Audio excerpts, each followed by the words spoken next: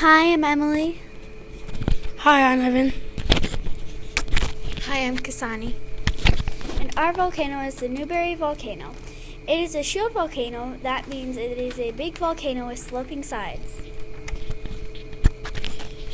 It is approximately 20 miles from Bend, Oregon.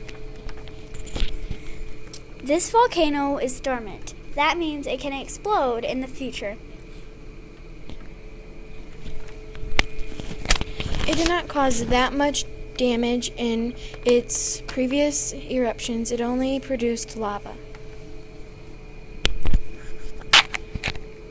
Some interesting facts are that it has 2 lakes and a forest growing on it currently, and the last major eruption was 600,000 years ago.